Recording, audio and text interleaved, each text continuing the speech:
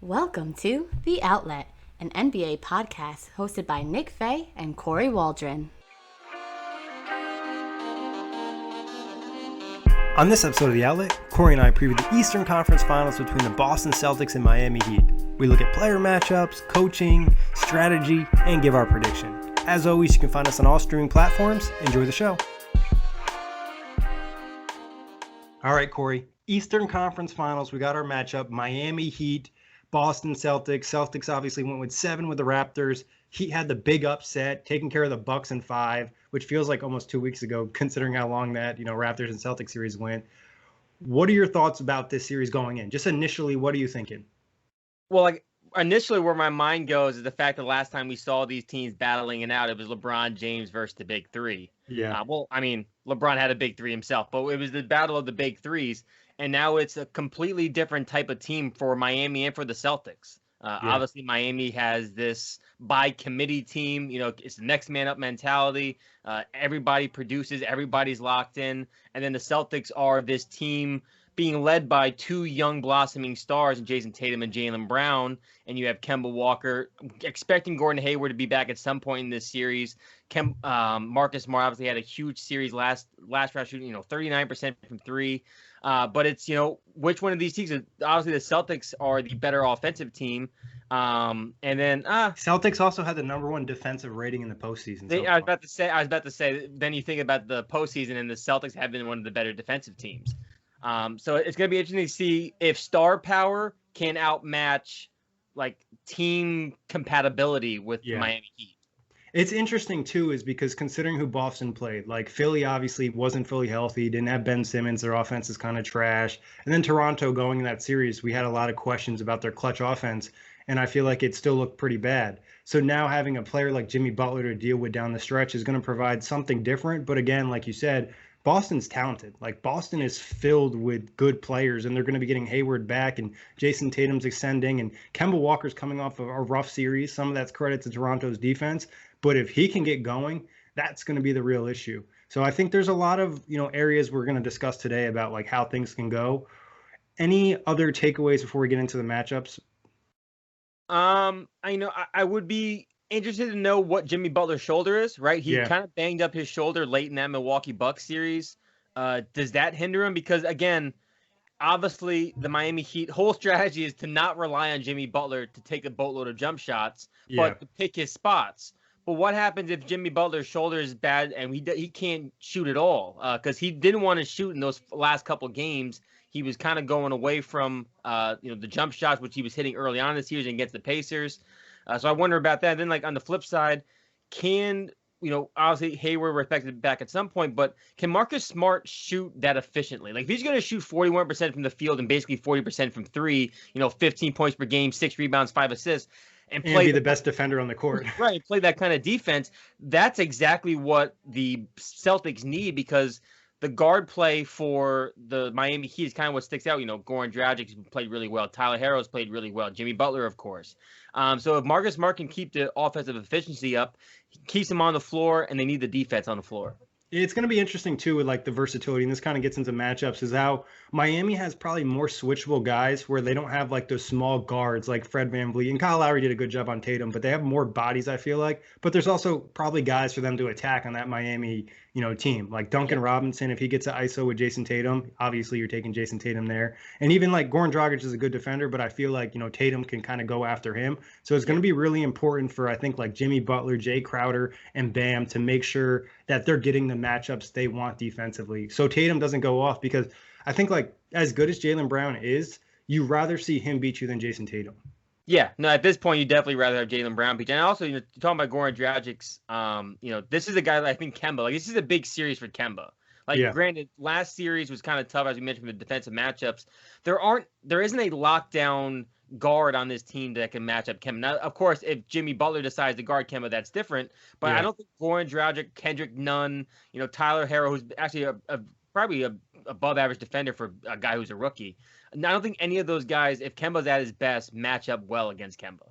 And even in Toronto series, like Van Vliet and Lowry, two extremely good guard defenders, didn't necessarily have to defend Kemba one-on-one. It was a lot of zone looks, box and one, whatever it was. But Spoelstra also obviously watched that series, and he's had what feels like a week to prep for this. You know what I Yeah. mean? Like he knew probably that Boston was going to win. There was a chance Toronto could have pulled it out, but I think everyone was kind of leaning Boston, especially the way their offense was rolling. Who do you think is going to guard Kemba on Miami? I mean, it's got to be Dragic at least first. Yeah. I could see Tyler Herro honestly getting some minutes on that at some point in the series, but I think it's got to be Dragic off the rip. I Because, feel like again, Kemba would cook Tyler Hero, and that's no disrespect to yeah, Hero, who's been a good defender as a rookie, but like Kemba just has this like shakeability of him that like Hero doesn't have the athleticism or the quickness to like really deal with that. Even Dragic, I don't know if he does. Like he's obviously been a solid defender his career. It almost feels like you have to put Jimmy Butler on him because well, like Butler I mean, can limit him. yeah, I mean, the thing is, like, and obviously Miami switches so much, so you're gonna see a lot of matchups. And I think, if Jimmy goes on Kemba, it's not the worst because you still have Jay Crowder, who's played really well for Miami, right? I mean, That's what I was gonna say. right, shooting wise, defensively, he can match up with Brown. He can match up with Tatum for certain stretches. Iggy's not the same guy he was, but he can definitely still give you 15, 20 minutes of high level basketball. So you're right. I mean, I guess if Kemba's cooking you, Jimmy's going to be the guy to match up with him. Anyone who's cooking on the Celtics, Jimmy Butler will guard that man at some point. And I feel like the dribble penetration is going to be huge. And like if you can limit Kemba with Jimmy Butler from the start, then you're okay. And I was reading an article from Nikas Duncan who mentioned how the Heat don't do a great job of defending the rim because they usually stop that penetration. But if you get to the rim on them, you can score and disrupt that defense. So, and also he had a great stat on Jason Tatum, who Tatum's almost better as a pull-up shooter than he is driving to the rim. So it's almost like you want to let him get to the rim or in that paint area because his floater game isn't that strong. But pull-up three-wise on Tatum, he's probably like one of the most lethal guys in the postseason right now. It's crazy to see him develop that skill to that high of level so quickly. 100%. But I think you brought up a great point with Jay Crowder. Like Crowder gives him a nice luxury because he's playing really good basketball. This is probably the best basketball Crowder's been playing in, I don't know, since he's been in Boston. Yeah, since that Boston year in which, Isaiah Thomas and them had that, probably the Eastern Conference Final run year, honestly. Yeah. And that gives him a nice luxury. And you mentioned Andre Iguodala can come and give you some minutes. I wouldn't be surprised if we saw Derrick Jones Jr. get more minutes in the series because he's another capable defender. And I know Spoelstra likes throwing him out there and being like, hey, go defend. And now you have a lot of switchability, especially with Bam. Yeah, well, I think you can do that even more so because the Celtics don't have that dominant big, right? I mean, Daniel Tice obviously has played good minutes for them. We saw a lot more Robert Williams last round. I think we probably would have anticipated, but of course, going against the Toronto Raptors team that has Marc Gasol and Serge Ibaka, the Celtics had to, all man on deck. You can't really play Kanter because we know what Kanter is on the defensive end of the court. So that's going to be another interesting area to watch for both these teams. I think those Robert Williams minutes were huge because now it gives Brad Stevens an option to play a big that will kind of make you pay because like Tice is good, but he's not giant. He's not a huge guy where Robert Williams is a true seven, great athleticism, good wingspan, can get you some of those offensive rebounds, especially if they're playing really switchy and you get him on the rim when he has, like Gordon Dragic or Tyler Hero or even Duncan Robinson trying to box him out. I feel like that's an area where Robert Williams can attack. Grant Williams gave him some good minutes too in that Toronto series, another option. But that's where it's like interesting because you look at Miami's bench and the depth and the different lineups they can throw at you. They just have a little bit more versatility, but you love Boston starters just a lot more. Yeah, 100%. I mean, like you mentioned, I think Robert Williams, like you said, I think he gave Brad Stevens just the confidence that you can probably trust me if you need me in certain stretch of minutes. I mean, he played 17 minutes in that game 7, 4 points, 6 rebounds. Nothing special, but that's good for a guy who, really didn't play much of the bubble. Yeah, I mean, really, even during the season, Kanter was a backup a majority of the time, or they went small. They depended on Tice a lot. On the Boston side, what are they going to throw at Jimmy Butler? I mean, it's going to be Tatum, right? I mean, or Jalen. They both are. Yeah, they got elite wing defenders, and it's so crazy. That's the luxury. And then again, we're going to see Marcus Smart on Jimmy Butler as well, just because even though there's a size discrepancy, there's not a tenacity discrepancy at all. Marcus Smart can guard anybody. We've seen Marcus Smart on Giannis Antetokounmpo. So I think obviously the go-to guys would be Tatum and Brown. And I mean, they're going to make life hard. I think the one thing that kind of goes underrated, because we know how talented Jason Tatum is offensively, is he's a really good defender. I mean, he's honestly an above average defender. And his two-way ability, I think, almost gets undersold at this point of his career, because we see him as, like you mentioned, one of the best pull-up shooters somehow already. And, maybe not so much getting to the rim, but his offensive game is so good that we forget that he's, a well-rounded player. So I think both those guys will get a lot of Jimmy Butler, matchups. I feel like if I'm Miami, I'm trying to attack Kemba Walker. Like, I'm trying to get my switches and trying to get that matchup for Jimmy Butler if I can, and just try to make him pay, get him in foul trouble, because the other guys in the rotation are really good. Even Hayward, when he comes back, he's not a bad defender either. Wanamaker coming off the bench, solid defender. Grant Williams, that's why he's playing. So it's like, that's really the weak link is Kemba Walker, but Brad Stevens does such a good job of kind of protecting him, and then also the help defense from the entire crew. So it feels like, I don't know, I feel like Boston's getting an advantage offensively, where as good as the defenders that Miami has, they just have so many different ways to kind of attack you, where I don't think Miami has that luxury, where they have a lot of really like good players. There are a lot of good guys, but they don't necessarily have those creators like Boston does, where you could see, Jason Tatum drop 35. You could see Kemba Walker drop 35, Jaylen Brown, even Gordon Hayward could drop 30 in a series, where like you go to the Miami side, other than Jimmy Butler and Goran Dragic, there's a little concern. Obviously, Tyler Hero had a really nice series against the Bucks, but we're taking the next step forward, and we're probably taking the next step forward in defense, because the Bucks defense really isn't designed for the postseason. It was just too vanilla. Yeah. No, I mean, you make a good point. I mean, honestly, the worst thing for Miami is if it becomes like a shootout. Yeah. Like, I think about that stat. Jimmy Butler had 40 points in that one game against the Bucks. The last time he had a 40-point game was in like 2017. Like it was years since he had a big point. And obviously, that's just not Jimmy Butler's strength in general to score that many points. But if Jimmy Butler can't score that many points, there aren't that many guys on this Miami Heat team that can score above 25 points with ease. Yeah, against a good defense, where I think like, defense, right. Yeah, Dragic is a guy that can score. We saw Hero, Duncan Robinson get hot from three. I feel like Miami just needs to find a way to generate 3-point looks. And maybe their biggest advantage would be Bam against Daniel Tice. Or, if the Celtics go small, maybe that's an area where they can really attack. But I'm not going to lie, Tice has been super impressive for the Celtics all season long and in the postseason. Like, I don't want to say a not known name, but like for a casual NBA fan, they don't really know who Daniel Tice is, but he's been good. Yeah. No, he really has been. I mean, he for that overtime game, right? I felt like I saw him catch like 4 or 5 lobs. Yeah. He just gives them a nice balance between can stretch the floor a little bit, isn't terrible around the rim, and plays hard, right? I mean, that's obviously it's such a weird thing to say they play hard, because everybody's playing hard, but he just feels like a guy who's definitely like understands that on most teams he probably wouldn't be a starter, and he takes advantage of the fact that he's in this kind of role with the Celtics. He does the dirty work. He doesn't mind either. Like, there's a lot of plays for him that he's like, all right, I'm playing with all these great offensive players. I just got to, roll to the rim, just be smart with my play. He'll occasionally get a couple open threes. I feel like if I'm Miami, I feel like that's a guy I'm living with shooting threes, even as well as Marcus Smart shot last series. I feel like you almost have to let him shoot threes, because you have to deal with Jason Tatum and Jaylen Brown. And Brown's a guy where I feel like if you play him really tight and don't let him get those easy shots, he could get out of rhythm. I mean, we saw it in, game 6, where he shot, like 2 of 10 at one point. He was 2 of 10 at 3 or whatever. Got somewhat going late. But yeah, I mean, he gets out of rhythm. He definitely has a tough time getting back on rhythm. And like you said, Marcus Smart has to beat you, right? Yeah. You're not going in there saying we can't let Marcus Smart shoot, because Marcus Smart for his career has been this kind of shooter where for a stretch of time you're like, wow, if he's hitting threes like this, he's deadly.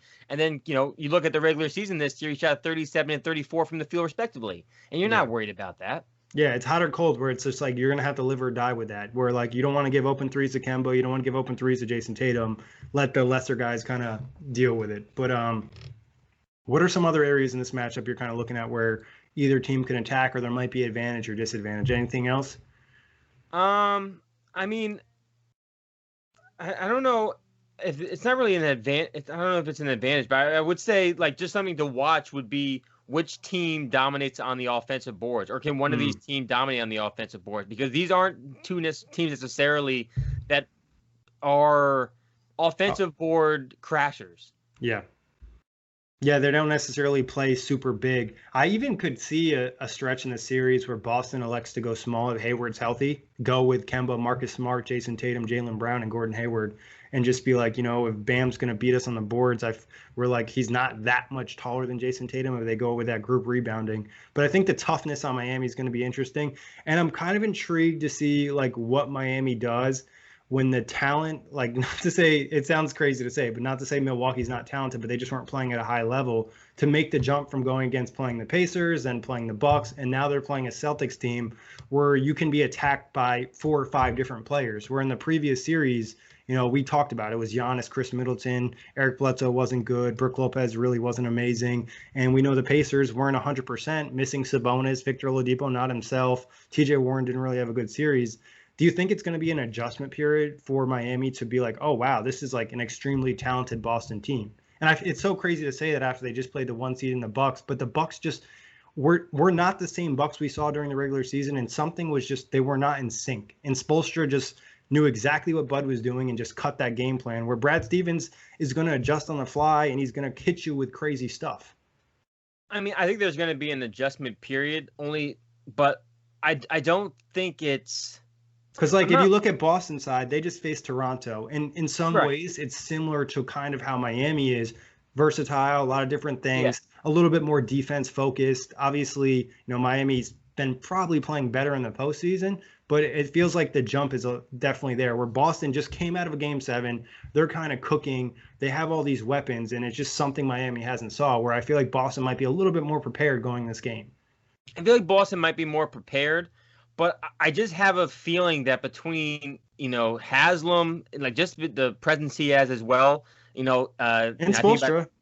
But I think about that game, right? He told Jimmy Butler in the third quarter, like, don't let us lose this effing game. Yeah. I just think the mentality of the Miami Heat right now, like, I'm not really worried about them. But I think, honestly, the rest, I mentioned it earlier, I think the rest probably only benefited Jimmy Butler if there is a shoulder injury, right? I mean, this team got an extra time of rest. Everybody's a little bit I think, like you said, that there is something to the fact of being tried, right? Like not having those breaks. I think that kind of like benefits the Nuggets, even though they're in a completely different scenario.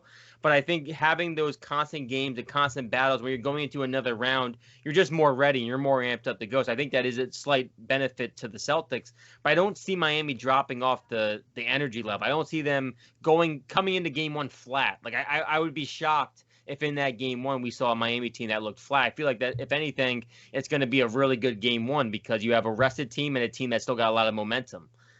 Who do you think is going to be the better player in this series, Jimmy Butler or Jason Tatum? It leans towards who we think is going to win, I think, right, as well. Yeah. I think I would say Jason Tatum. Like this is definitely Jason Tatum's series to like say, yo, like I'm actually, for sure top 10 player. Like I'm going to be the guy. I'm 21 years old. Like this wasn't a fluke a couple years ago. Like what you saw in February before the season got postponed, like this was all coming. Like this is what I'm here for. We saw the Game 7 he had against Toronto. I think it should be Tatum, but I could see a world in which Jimmy Butler, who's been kind of playing with this Jordan Kobe-like mentality of I'm going to do whatever it takes to win by all means, by any means necessary, that I could see it being Butler, but more or less it should be Tatum. Yeah, it's really tough. Like I think initially you're like, oh, Jason Tatum, but like Jimmy Butler is a really good player. He's a two-way guy. He gets those clutch buckets. He has the leadership quality. He is more experienced than Tatum. And Tatum had some of those late-game turnovers where against a better offense, they probably would have hurt Boston and maybe would have lost in the series. Like you said, though, like it kind of correlates with who you're rolling with. I really want to say Jimmy Butler is probably going to have a better series, but it doesn't seem right because I'm going to probably pick Boston to win. So I'm going to roll with Tatum here. But like you said, no, I'm going to say Jimmy Butler is going to be a better player this series. Okay. I think he's going to be more consistent. I think Tatum will have like his flash moments, but I feel like for what Miami needs out of Butler, he'll be a more important player and have higher expectations where it's a little lighter load for Jason Tatum. As good a player he is, he still has the likes of Kemba Walker and Jaylen Brown to lean on, where Jimmy Butler has Goran Dragic and Bam Adebayo. And that's no disrespect to those guys. They're just not the same level of offensive players as Kemba and Jaylen. Yeah, and then also like from Jimmy Butler's, looking at Jimmy Butler, what he does is it's kind of shown off his basketball IQ, especially in this playoff run, is he's just making all the right decisions. And obviously everyone makes some mistakes, but that's the difference between like a Butler and Tatum is like kind of mentioned. Tatum doesn't have to be that, perfect in his decision making and everything else because he's got other guys around him. Butler and this Miami team in general, they need to make high basketball plays almost at all times for them to keep playing as well as they do because they don't have those type of offensive firepower weapons that the Celtics do. Yeah. Now, give me 3 X factors for this series. It could be a player, it could be a stat, it could be anything, it could be random. All right, so I mentioned offensive rebounds, and I said the stat terribly wrong. So anyone listening to me before, I'm an idiot. The Boston Celtics were the 6th best offensive rebounding team in the regular season. The Miami Heat were just the 29th best offensive rebounding team. So I think second chance points will be important, especially for a team like the Celtics, who are giving up some size on the boards in general to Bam Adebayo and even Kelly Olynyk. Derek Jones Jr.'s got some tenacity. So I would say that. How much Olynyk plays this series, to be honest? You don't think he does? No, I think he'll play, but I just don't know if he'll play as much given, I think that's like a guy if I'm Boston, and I've seen some couple clips where, in that pick and roll situation, if he gets switched on to Kemba or Jason Tatum, or, he doesn't have the foot speed to, step up on those pick and rolls. So, I think they'll play him, but I just don't know if he's going to get played off the court because he just doesn't have lateral quickness, and Boston knows that, obviously. He's probably going to be limited to this guy's in foul trouble minutes type of role this year. And Bam's young and he can play a lot of minutes. Yeah, and I think honestly, you mentioned I think I'd rather have Derek Jones Jr. in this series than Kelly Olynyk because you're not giving up much size if you're playing Derek Jones Jr. Yeah. It'll be interesting to see how he does with that lineup. And maybe, you see Spoelstra, you mentioned Derek Jones. You could probably say some Jay Crowder at the center. You could see some Andre Iguodala. I wouldn't be surprised if they put out some crazy switchy lineup so they could just switch on everything to deal with Tatum and Brown and Kemba. Yeah, for sure. So you had offensive rebounding. What else do you have? Yeah. I would say just the 3-point shooting of Miami. Because if Miami's not hitting their 3-point shot, as we kind of alluded to, there aren't that many guys on this team who can, create their own bucket. And obviously Jimmy Butler can get to the line, Gordon Johnson can get to the line.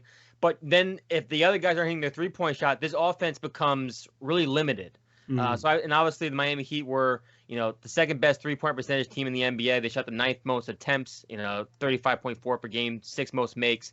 So this offense is predicated around a 3-point shot. It's a big reason why the Milwaukee Bucks had no answer. Can Milwaukee Bucks give up threes? And Miami was hitting all their threes. So can Miami hit their 3-point shots? And then on the flip side, looking at the Celtics, an X factor I would have for them is can the role guys provide enough offense? Obviously we know this is a star power league, but can Brad Wanamaker play important minutes? Can Marcus Smart keep up his efficiency? Can Grant Williams hit those corner threes? Right? He was obviously the huge joke was waiting for him to hit his first one early on in the year. He's definitely hit some more now.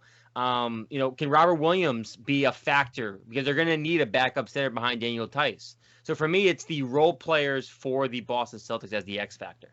Yeah, I think you can almost look at the 3-point shooting for both squads of not the bad 3-point shooters, but not the elite guys. Not Jason Tatum, not Kemba Walker, not Jaylen Brown. Is Smart hitting his threes, is Tice hitting his threes, like you said, Grant Williams. Then the flip side on Miami, same thing. It's Dragic is a good 3-point shooter, Hero, Duncan Robinson. Jay Crowder is kind of sporadic. He shot really well with Miami, but his career numbers don't say he's going to shoot the same way. Yeah. You mentioned the Butler shoulder injury. I think that's going to be huge. I think another X factor is going to be the play of Kemba Walker. Kemba wasn't good in the last series. Like I said, some of that was Toronto's defense, but he missed a lot of makeable shots. If Kemba's playing at an all-star level, I don't think Boston can lose this series. They just have so much more talent offensively and another guy that can really break you down. And then I think, how does the front court impact this game? Like you mentioned with the offensive rebounding, I think it's even more than that because it's when they get switched onto the smaller guys, are they going to get attacked in space? Are they going to be able to handle that? Are they going to be able to rotate and still protect the rim? Is there going to be rim protection, or are they just going to be forcing switches all over the place? So I think that's really where it's going to come down to. And like you said, the 3-point shooting is probably a little more crucial for Miami because Boston has other ways to generate offense, where Miami, they're limited in what they really can do to kind of push the series. But hit me with your prediction. Man, I'm saying this goes 7. Yeah. And honestly, I really don't know which way I want to lean because a part of me wants to pick the Celtics and the other part of me wants to pick Miami because Miami's on this kind of storybook run, right? And they made us look stupid last round, so. Right. They certainly did that. Man, so I went Boston in 7. I just feel like there's too much talent on the Celtics, and they're not the Bucks. Like, they still have that gritty style, and they still have some real like dogs on that team, and Marcus Smart, and even Jaylen Brown, and like Tatum has just a really like positive personality. Same thing with Kemba, where I just feel like they have the chemistry and they have the talent, and they probably have the toughness, and defensively they're not giving up much. So I just think it leans to Boston given the extra star power, and oh yeah, they're getting back a fringe all-star level player in Gordon Hayward. All right, so oh my, I don't even want to say it. I don't. I really don't. All right, so the unbiased in me wants to say Celtics, and then the bias in me just wants to say like, yo, Jimmy Butler's mentality. Like, how do you gonna stop a guy like that? But then like you look at the teams, I'm picking Boston in 7 because I think at the end of the day, you're looking at this Miami team and it's a great run, but realistically, they're still missing one piece. Yeah. And I think that's what we're going to find out in this series more or less is there's definitely one guy missing from Miami being in the NBA Finals in the future. As much as we hyped up Jimmy Butler, he's not necessarily the most elite offensive player. You know what I mean? Like, he can have bad games. He's not a guy that's going to just like light it up for 35 every game in the series.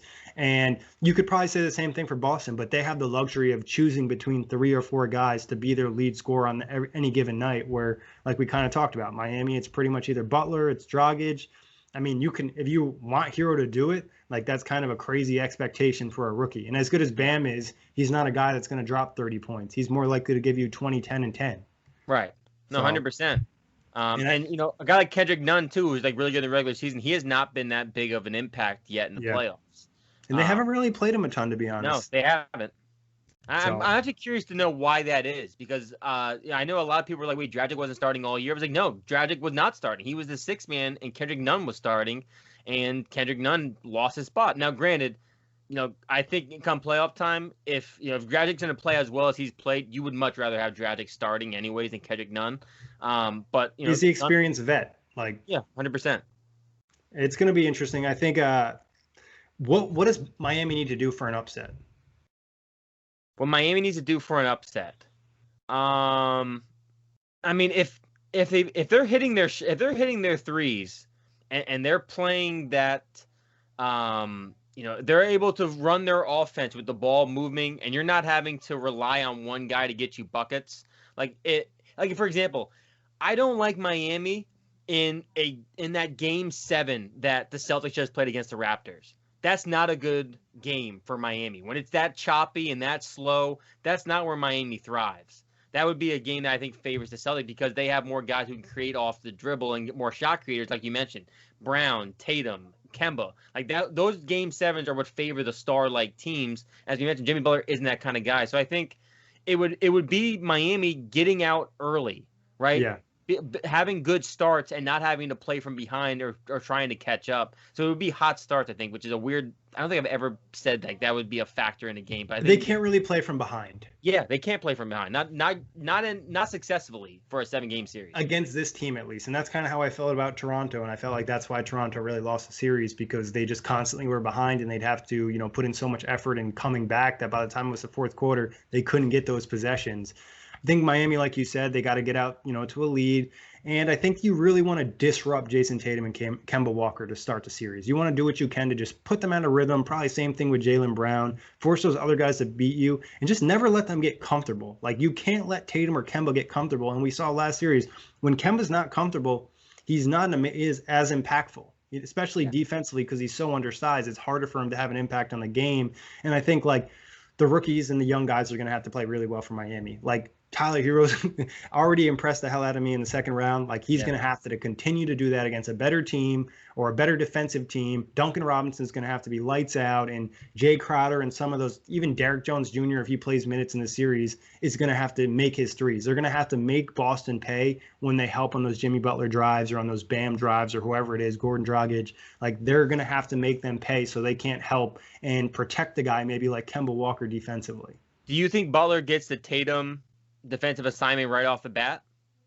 It's tough. I I think this is what Spoelstra's looking at is, all right, how can we do this so that we don't get attacked on pick and roll so much, so we can just switch that with ease? So I think there's going to be areas where maybe, I don't even know, where you could put Butler. It's tough to really say. Like, I kind of like him on Kemba because I just feel like nobody else can really guard Kemba, where I feel better about Jay Crowder on Tatum than I do about, Dragic or Duncan Robinson on Kemba Walker. Right. And then it gives you, you have Bam, who's super switchy. So then all of a sudden, like, all right, we can switch on essentially all those plays, because if Butler gets switched on a Tice, you don't feel bad. If Crowder gets switched on a Tice, you don't feel bad. Right. So I feel like the real question becomes, like, we probably hide Duncan Robinson on Marcus Smart. Yeah. And then you have to put Goran Dragic on Jaylen Brown. That's where it gets a little tricky. Because, I'm feeling good if I'm Jaylen Brown attacking Goran Dragic. I'm just stronger, faster, or maybe you even think vice versa, where Duncan Robinson at least has a little bit of length, but he's not an elite defender. I think he's probably a better defender than most people think. And then you put Dragic on Smart. And you just have... Yeah. I feel like you feel pretty good if you're the Celtics and you have Marcus Smart going to... No, vice versa. I think if you're Miami, you feel good about Marcus Smart being guarded by Duncan Robinson because, we kind of saw in that Game 6 in which the Celtics lost, Marcus Smart, when he's feeling himself, still disrupts the offense trying to get himself going. Like that last 3 of the game to lose Game 6. He should have just threw that over to Kemba Walker. Now, granted, you're in the moment, you're not thinking clear, but like Marcus Smart has this tendency to when he's going to start going, too out crazy. Of control. And I feel like him seeing Duncan Robinson, he'd be like, oh, I'm going to take this guy off the dribble. I'm going to do this and this. And that can honestly, unless he's being efficient, Marcus Smart from last round, probably benefits Miami. If Marcus Smart gets, those big old hungry eyes. Yeah. The real question, though, is like how much does Jaylen Brown kill Goran Dragic? And that's just kind of like, Jaylen Brown isn't fully polished yet as an offensive player. He's made major strides this year, but his playmaking isn't necessarily there. And he can be a little out of control sometimes in terms of like attacking the rim and getting tunnel vision. So I don't know. That's where it gets interesting. And maybe Spoelstra's just like, Dragic, we don't play him as much this series. We lean a little bit more with Andre Iguodala because that gives us just a little bit more switchability, a little bit better defense. And then also you're having better help defenders on the floor too. Because I don't think you want to get into a situation where you have Dragic on Kemba. Like, you can deal with it for a little bit, but it still puts a lot of pressure on Dragic. I just think the only thing with having Iggy out there for extended time is, do we trust Iggy to provide offense? And I think in this series, Miami can't afford to have someone out there who's an offensive liability in this series. Yeah. I think you need all the offensive weapons out there. So I think, if the death ray is facing the earth, I want Iggy taking that shot. Like, I don't think this is that same series in which you want to live by that. Yeah, it's going to be a really good series. It's funny is because like all the hype going and was like Western Conference Finals is going to be so good. Eastern Conference Finals is going to be the Bucks and whoever they beat. Bucks aren't here. Boston's playing great. Miami's playing great. And it should be fun. But any final thoughts before we get out of here, Kory? Really fun. I don't even know if we touched it, but we have 2 great head coaches going head-to-head. Brad Stevens. 2 of the best in the league. 2 of the best in the league. 2 of the best in-game coaches in terms of adjusting. This is going to be a series where we see a lot of different things as this series transpired. Of course, the young stars. Miami continuing to make a case of why maybe Antetokounmpo or Victor Oladipo should come in the offseason to come in 2021.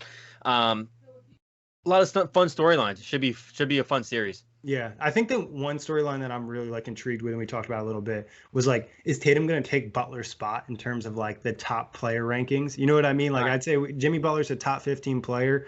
If Jason Tatum beats him and has a big series, he's solidified that he's better than Jimmy Butler. If Butler wins the series, Tatum's probably not there yet. You know what I mean? Right. He still has a little bit of work to do. So, but as always, Kory, a pleasure. Big thanks everybody for listening. You catch us on iTunes, Google Play, Spotify, and OTGBasketball.com.